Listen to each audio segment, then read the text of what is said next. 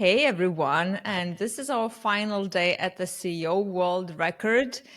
And I believe I have the interview number like 50 something plus. And today I'm beyond thrilled to onboard Henrik Henningson, who is an amazing leader. And I'm not even, without the shadow of the doubt, know that he's going to take us to the stratosphere about sharing, his life's endeavors and why he joined this initiative. Welcome, Hendrik. Thank you. And without further ado, Hendrik, could you share with us what do you do? I know that you are within the luxury kind of field, and I will not reveal Yeah. more on purpose. But what I want to share with you about the way I understood luxury, and maybe you can tweak that understanding with yours. Since I grew up in Soviet Union, and you Mhm. probably know a bit of that because you've Yes. been raised in kind of in Finland, as I understood. Yes.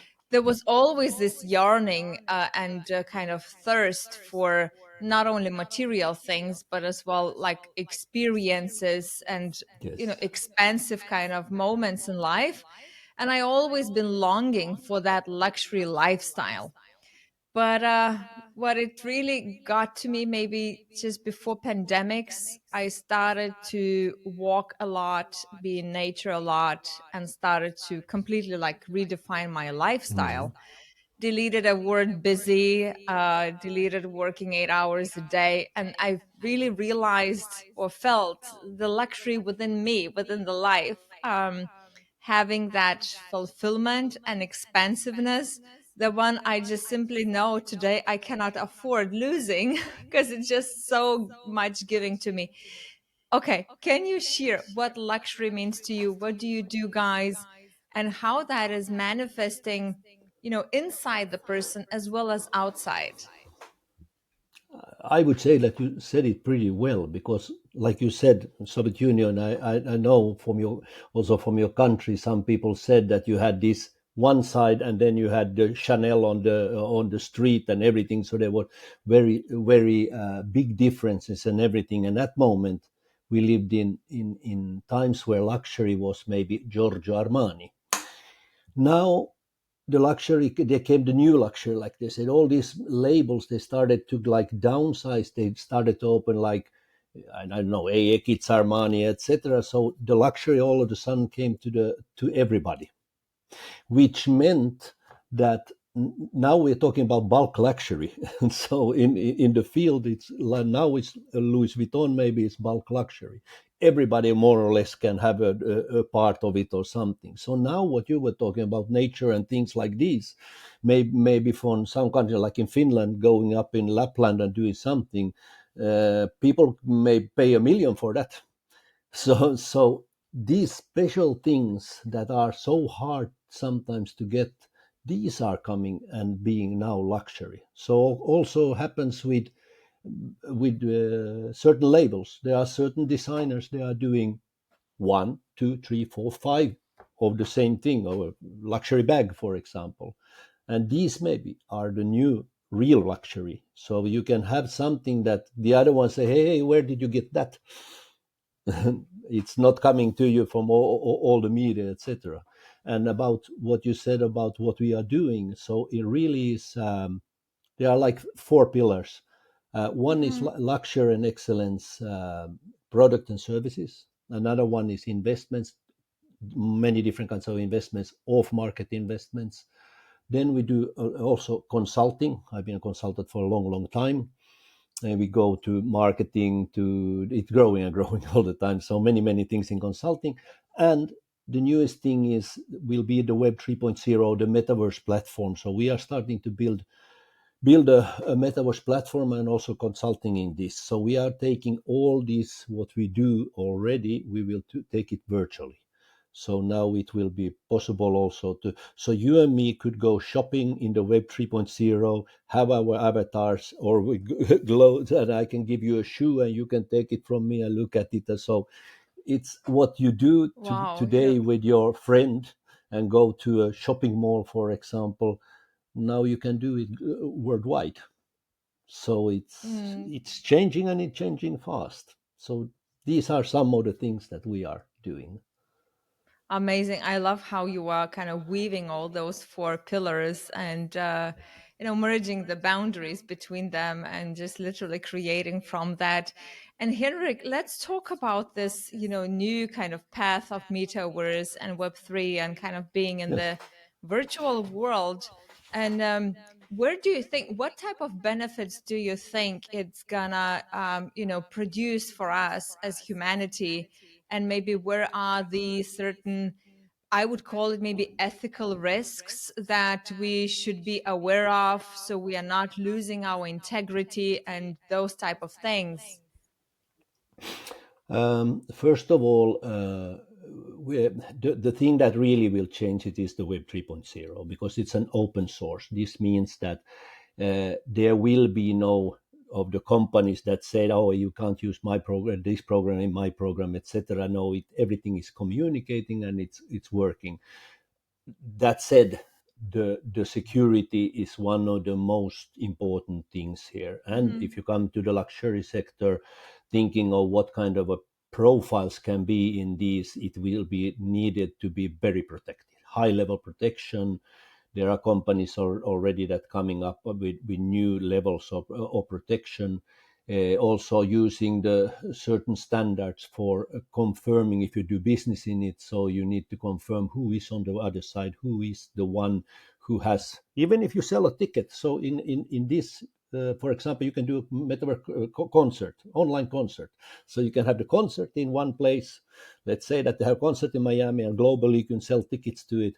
But who has the ticket? So these small things, Mm. who I have paid for the ticket? How can we be Prove that. sure that it's you? So these small things are very, very important, and to be the people are so fast today, with their thumbs, they are going through their Instagrams and everything. So if it doesn't work, forget it. So it needs also to be very agile, very interesting. But it's, you said, what are the advantages? There are like two schools at the Mhm. moment. Maybe the Scandinavian school that are looking on the how you can save money, because, for example, sending big companies that have global companies that need to send people to train people in whatever, they need to send the people around. If you are looking on the green side here, flying around, etc., etc., that's a lot of impact on the nature. It's Absolutely. also Yeah. very consuming in many ways. It's now in on these platforms you can train perfectly. They have our partner who we are partnering with that will build also Hmm. ours. They already have programs how you can drive. What is this small truck? This that you cargo these things on. You can make the like have a permit for that, but you do it in the metaverse. It's so exact today, so it's Wow. really interesting, and that comes from the training side. And then on the other side, it's a new channel of sales and marketing, more interactive, more nice. You can go to nice places, look at nice places, but it's the same that if you go to Galeries Lafayette in Champs-Élysées in Paris, you come in and you thought I will go to buy a chocolate, and all of a sudden you come out with I don't know, with your shoes for the women. So it's the Oh my same God. thing. The only thing in these, you can put in a runway for a jet, you can put a harbor for the yacht, so there are no limits. In Yeah. Champs Elysees, Hmm. in there you have In the the walls. metaverse. Yeah. Yeah, in Hmm. the metaverse you don't have walls. It's your imagination, and this is also a challenge for the leaders, how to think and not take the strategies that they now have for the company. They need to come up with new type of strategies that fit this world. And this is Yeah, the thing that I absolutely. also consulting, so can help the companies with that. Yeah, absolutely. I can only imagine that. I'm just, thinking myself what would where that would take my brain. And I think that normally we as human beings, we are kind of not always comfortable take going out of the comfort zone. And since it is a new thing, Hmm. right? and we really want to think big, maybe it's completely possible to test that out, that bigness in the metaverse, for ourselves, just to see, what are the possibilities, without yet kind of, kind of truly pushing forward. But at the other hand, I'm like thinking, okay, all right, and where all the ethics are coming then, and the integrity, and all these values. But I guess that we will. It goes back to the creator, right? To the one who That is was setting the intention. And if that person is, as I say, evil, if you are evil in life, you will be evil in metaverse. It's you, just in your own town, small town in yeah. the wherever in the world. So so that we know. I think almost no, yeah, maybe I'm a person that's positive to it, but it's the other way around. As long as we have lived in very separate and have had our countries and everything, and my job, for example, is beautiful because I every day I talk to different kind of people, different kind of races, different kind of religions. I need to take it in consideration if it's Ramadan or if it's another thing. I mean, we you are coming in contact with these Mhm. so much closer to persons. And I think, like you said now, if a person is evil, it's evil wherever it is in the world. If it's good, it's good. Why not connect with those good persons together? Because it can be that you have a soulmate in Japan, and you Yeah, would who knows? never before have known about that person. So it can be very beautiful, and I think we need to nurture that, like we have seen everything that has where the evolution has been. There are positive things and negative things. Mm, Mm-hmm, mm-hmm. and yes, we should talk more about values and how to Yeah. stop certain things that are going on, and I mean, do a better business, healthier business, but Mm-hmm. that even if we don't have metaverse. Yeah, absolutely. Yeah, Hendrik, I just feel that there is just so much for us to discover, right? And with all these opportunities, and that discovery, it starts again, always going back and back, to the purest essence of whom I am and what's the intention I want to put Yes, to the world. So, absolutely. going now to the world record question, the one we are so beautifully answering with all these amazing leaders here on this platform, Henrik, then how is the world better off because your company is in it? Yeah, but, I saw the question before, and I was thinking because, but I think I almost answered it already. I think Henningson Black Level HPL gives the possibility to people around the world globally to join the HBL family and have, if you have a business, you can all of a sudden be global. If don't have a business you want to start, you can start and be global. Be a part of, at the moment, 80 persons from Hawaii to Tahiti, and have all these contacts immediately, come into a very nice world, and there are no boundaries. I mean, good values, good procedures. This is what I'm looking for, and I'm like the father for all this. But I mean, I'm giving this opportunity to people, to the world, and at the same time, I they give me so much because of this interaction between all Mm. these all us different people. Let's say like this. Oh, I can only imagine how much energy that is giving to you, being connected to these people, and at the same time how Yes. much of that energy is required in a way, and love, Mm. not only even that energy to be poured from you to them. Henrik, the question would be, like, when in your lifetime you figured out that this is what you want to do, that this is your zone of genius, that is that makes you wake up every morning, it fulfills you and it drives you. What were those moments, that you said, okay, this is my role? Hmm. Of course, it's a long journey, but I've been an explorer all my life. I done things. In Finland, I left my job. I sold my flat. I sold my car. Everything. I went to Barcelona to live. The things I've done, things in life, because I think life is. I don't measure life in money. I measure life in experiences and what you do. So it's a path that goes that way, and it has a lot to do with that path. So today, when it's possible, I think the digitalization and the so good pandemic that we had made us understand that we can connect with each other around the globe. And this is just like a prolongation from, or how do you say it, prolongación in Spanish. A continuous of this in this work today. Mm-hmm. Go into luxury and everything has been a plan, and I've a longer term plan, and LinkedIn, that is a place where I am pretty much, let's say, uh, I started that in 2010, 12, something like this, and meticulously built it up Mm-hmm. with people that are on the journey, and we are many, and growing, and very interested. Like we also have met.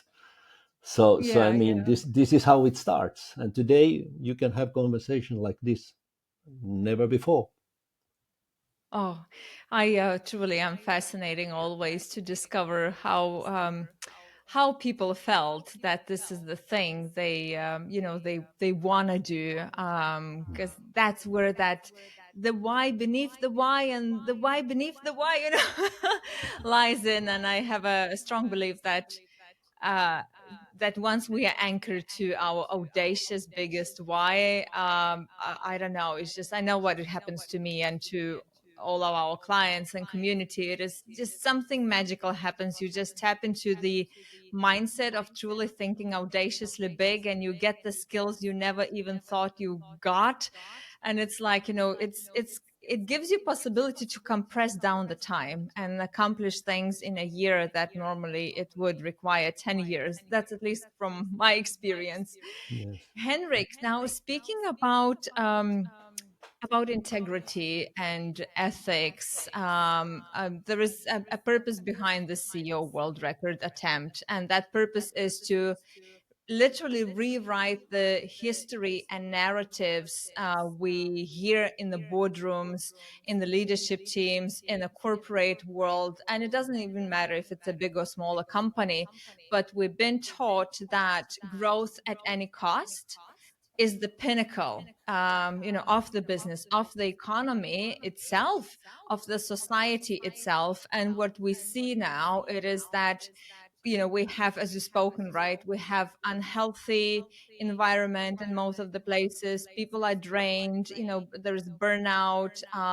See what we've done to our planet earth, which is our home, and many other things.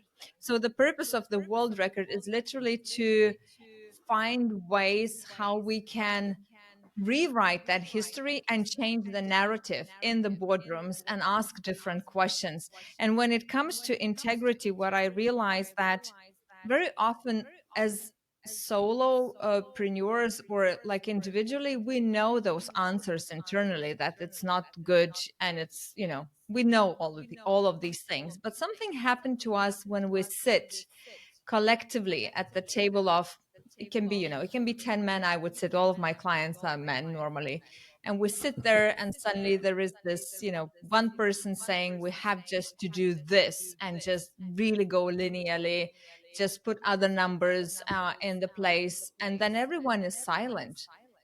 Nobody is speaking up. And I wonder, like, how do you imagine what could that pioneering leader do when he or she feels that in that moment is, there is a conflict internally? Mm. What could they Yes. do to stand up and say stop?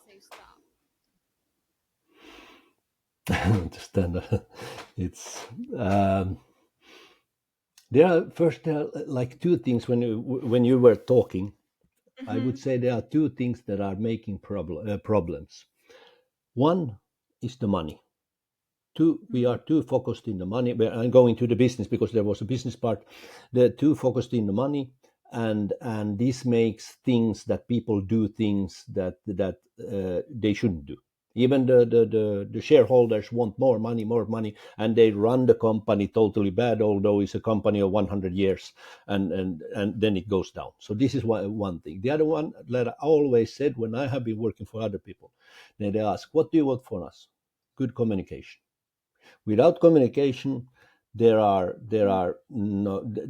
problems.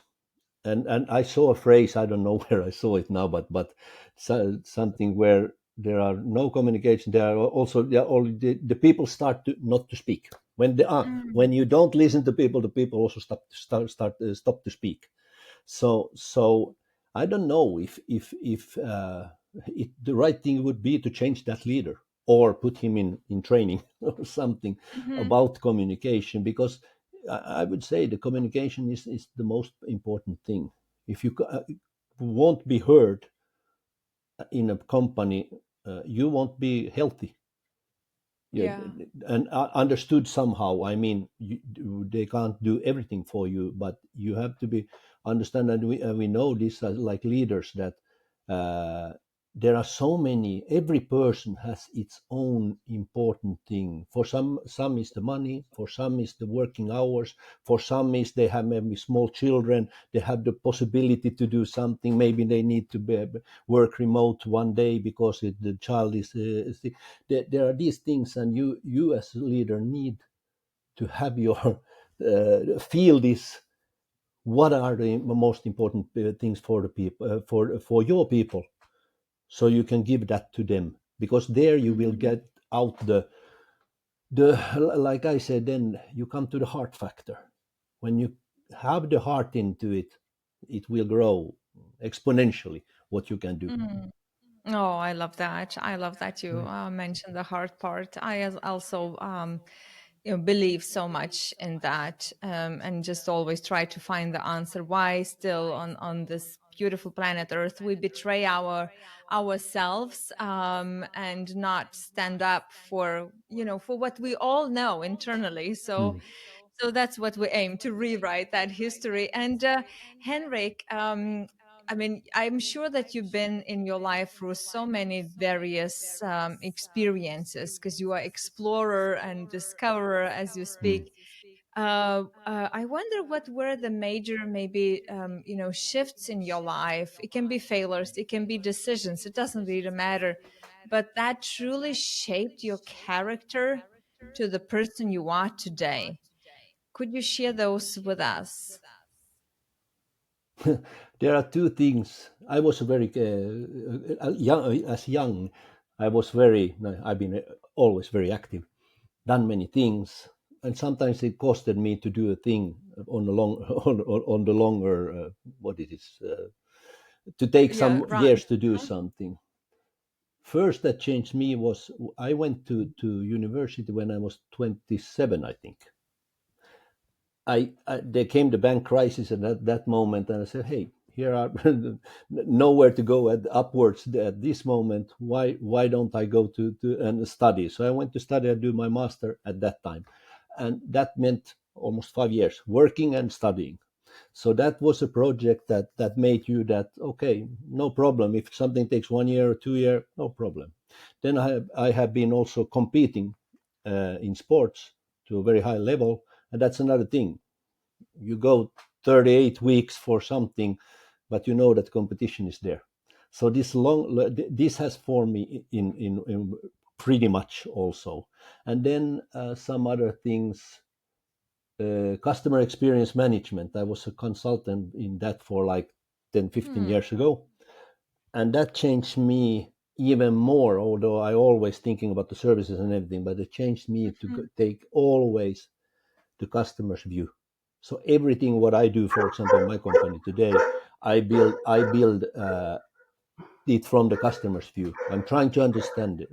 What is, for example, you don't sell real estate because for the customer they don't only buy a flat. They maybe need interior design, they may be decoration, they maybe need art. This is why we have it.